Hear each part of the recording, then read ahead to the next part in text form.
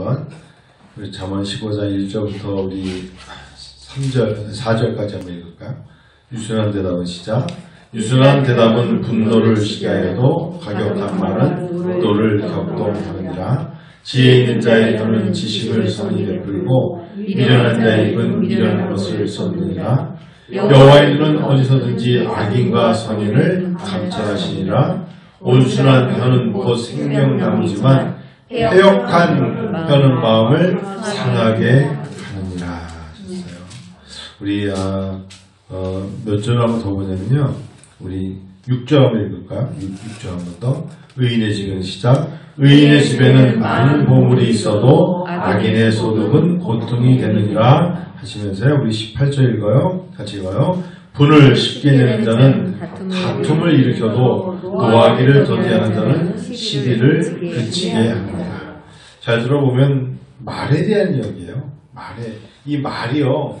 결국은 13절까지 이어지는 건데 자기가 말하고 자기의 말에 대한 태도와 말에 대한 어떤 마음의 중심 때문에 그 사람이 병이 온다는 거예요. 그러니까 이 혀라는 거와 말은 정말 혀는 이 재갈을 넣어가지고 다지기 힘든 건데 특별히 잠언 15장 1절 보니까 어떤 일이 있어요. 사건이 터졌어요. 자, 지금 우리는 이제 점점 시간이 40대는 부록이라고 그러고 50대는 지천명에 자기 얼굴에 정말 얼굴값을 해야 된다 이런 얘기 하는데 10대, 20대, 30대까지는 진짜 말도 많이 하고 여기저기 참견없어 막 속도를 내서 지지지 않고 달려왔어요. 그런데 가만히 보니까 이제 40대가 넘고 50대 넘어가면 뭐냐면 정말 속도가 아니라 밀도예요, 밀도. 인생의 밀도. 지금부터 한 걸음 걸음이 사람들 눈에 어떻게 보여지느냐. 이걸 우리는 방향이라고 합니다. 남은 인생이 자기 방향을 설정해가지고 차곡차곡 걸어가야지 아직도 동서남북을 헤맨다는 것은 인생이 뭔지 모르고 사는 사람이에요.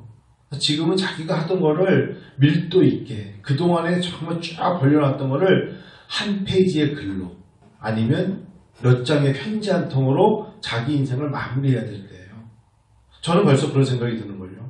이제는 뭔가 지금부터는 내가 여태까지 해왔던 걸 가지고 종합정리, 쉽게 말하면 영화가 요즘 수능 시험을 보는데 예전에 3년 동안 배웠던 것을 몇 개월 동안 봤지만 지금은 이번 주 토요일에 시험 보러 가거든요. 또 그러면 하루 이틀 만에 그걸 다 봐야 되는 거예요. 밀도 있게, 정확하게.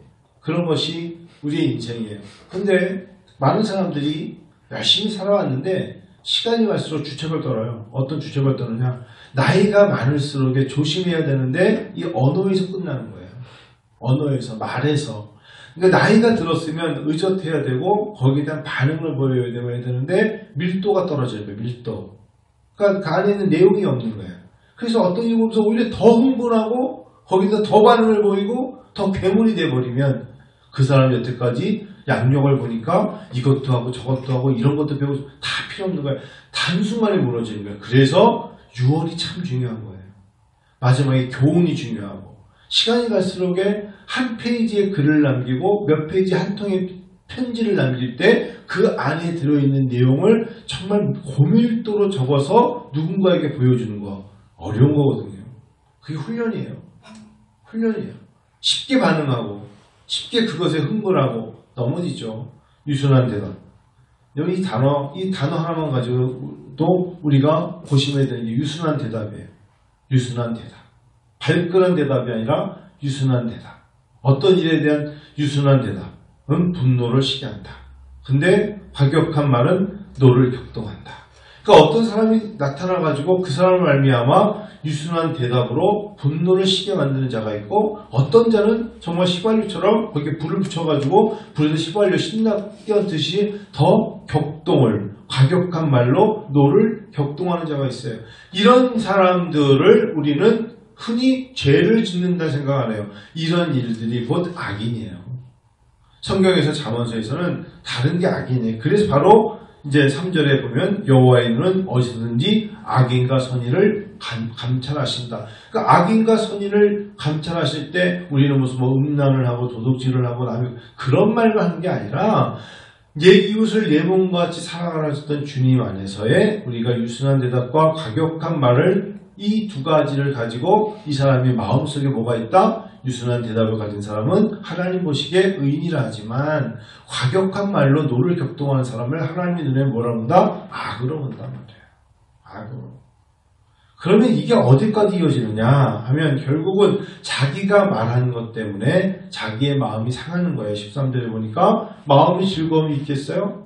유순한 대답을 해서 오히려 분노를 쉽게 하는 사람이 마음이 즐거움이 있고 과격한 말로 노를 격동하는 사람은 오히려 염려가 있겠죠. 자기 한 말로. 그래서 마음의 즐거움은 얼굴을 빛나게 해도 마음의 근심은 심령을 상하게 한다는 게 그런 거예요. 왜 그 사람이 심령이 상할까요? 자기가 내뱉은 말 때문에 그런 거야. 자기가 내뱉은 말이 결국은 전파를 타가지고 부메랑으로 자기한테 돌아오니까 또 다른 말을 만들어서 변호를 해야 되고 그 말에 대해서 책임을 져야 되고 고통스럽고 괴로운 거죠. 그래서 고통이라는 단어가 또 나오죠. 어떨 때 고통이 나오느냐. 6절을 보면 의인의 짐에는 많은 보물이 있어요. 근데 악인의 소득은 결국은 그 사람이 무슨 일을 해도 다 고통스러운 거예요. 여러분 이런 잠언서를 우리가 잘 깊게 봐야 돼요. 왜 내 인생에 즐거움이 없지? 왜 내 인생에 이렇게 평안함이 없지? 그거는 그 사람의 말에 있는 거예요. 말. 어떤 말을 하느냐. 어떤 똑같은 사건에 똑같은 회의를 하고 똑같은 결정을 하고 똑같은 일을 하는데 그 사람이 머무는 그곳을 그 사람의 대답을 잘 보면 이 대답이 유순한 대답인지 아니면 정말 과격한 말로 노를 격동하는지가 보여진단 말이에요. 여러분 기도 한번 들어보세요. 기도. 누군가의 기도를 한번 들어보세요. 기도도요. 하나님 앞에 유순하게 해요. 유순하게. 유순하게 하면 하나님 다 알아들으시다고요. 근데 기도를 갖다가 자기가 유순하게 안 하고 하나님에 대해서 항변하게 하면 하나님 어떻게 생각하시겠어요? 똑같은 거거든요. 어찌 보면. 애들이 어떤 아이들, 만일에 어린이집이든 유치원의 아이들이 선생님의 반응을 보세요. 누구야 이리 와요 이랬을 때 그 아이들이 오는지 아니면 무서운 눈초리를 가지고 째려봤을 때 그 아이들이 어디로 오는지 다르잖아요. 하나님이 우리에게 요구하시는 게 뭘까요? 바로 지혜 있는 자의 혀입니다. 2절에 지혜 있는 자의 혀는 지식을 선히 베풀고 다시 악인 미련한 자의 입은 미련한 것을 쏟는 이라는 있어요. 미련한 것을. 오늘 저녁에 피곤하시죠? 저도 요즘 이제 코로나 때문에 신경을 많이 써서 그런지 모르지만 사람이 똑같은 현실을 살아가면서 비판하지 마요. 비판을 하는 자는 비판을 받는다 그랬어요. 그건 20대, 30대 때 하고 싶은 말이 많을 때 아까 제가 속도와 방향을 말씀드린 거예요.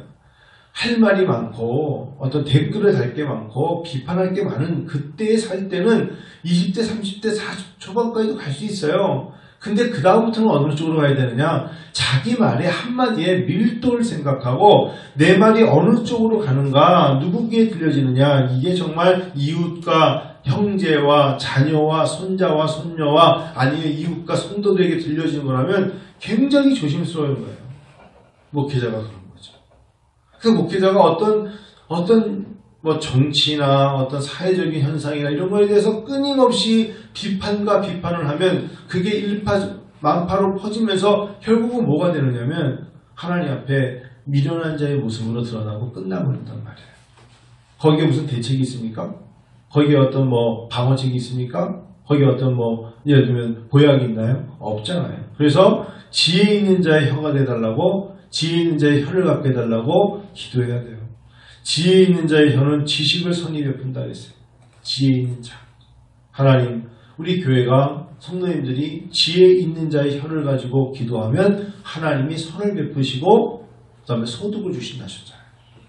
있습니까? 근데 우리가 자꾸 지혜 있는 자가 되지 않고 미련한 자의 입은 미련한 것을 쏟아붓는데 그 사람은 6절에 보니까 그의 소득은 뭐가 된다? 기쁨이 아니라 고통이 된다고요. 똑같은 걸 얻었는데 무엇인가를 얻으면서도 내가 고통이 쌓인다면 그 사람의 마음에 즐거움이 있겠어요? 없으니까 13절에 마음의 근심은 심령을 상하게 하느니라. 자, 8절 봐요. 8절 읽어요. 악인의 제사는 여호와께서 미워하셔도 정직한 자의 기도는 그가 기뻐하신다 그랬어요. 그러니까 하나님은요, 있는 그대로에 덧붙이지 말고 무엇을 말할까, 무엇을 구할까 주저주저하지 말고 하나님 코로나19가 빨리 종식되고 우리가 하나님 앞에 예배 잘 드렸으면 좋겠습니다. 라는 그 단순한 정직한 기도를 하나님 왜 모르시겠어요? 아니 하나님 씨가 모르실까요? 하나님 잘 아시잖아요.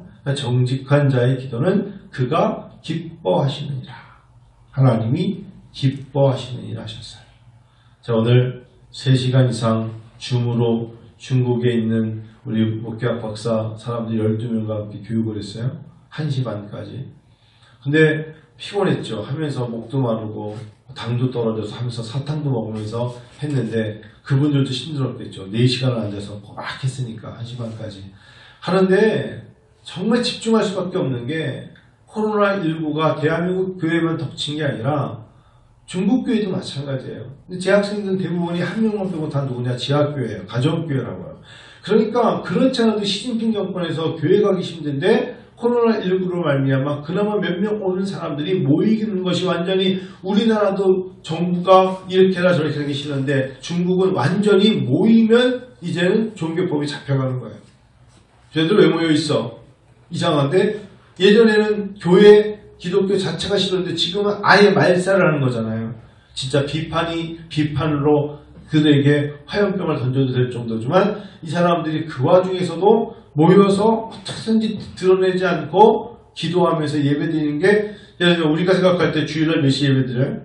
우리가 대예배를 11시, 10시, 9시.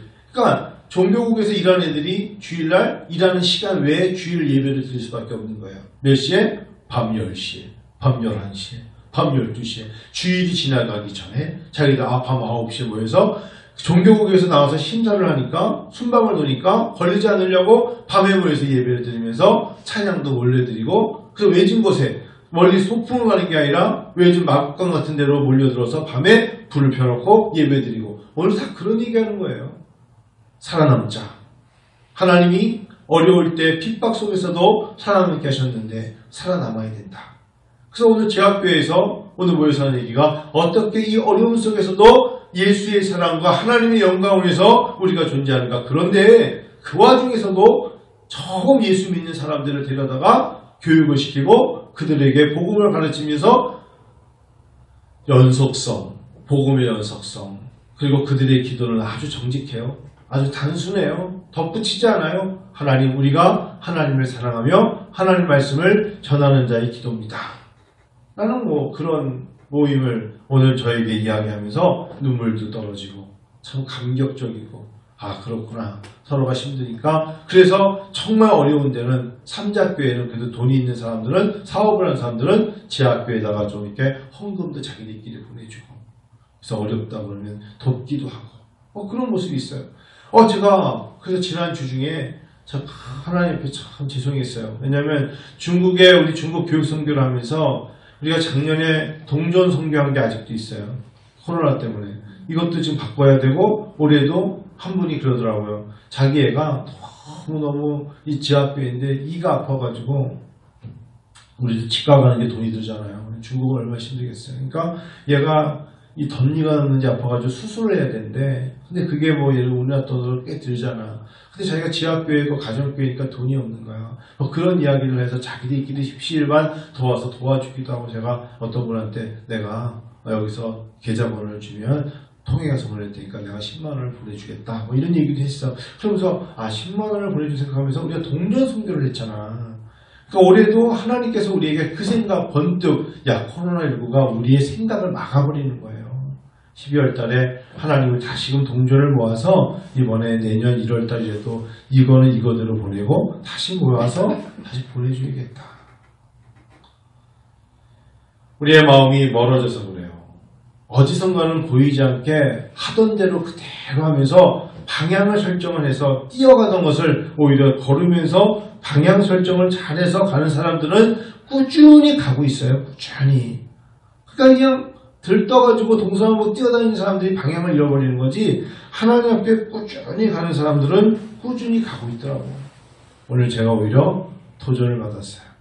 그리고 우리 저한테 한 교수님은 어떻습니까? 라고 물어봐줘서 오히려 같이 의논하고 한국교회도 이런데 중국교회는 얼마나 힘들겠습니까? 했더니 자기네들은 덜 힘들대. 왜 덜 힘드냐? 워낙에 힘들었으니까.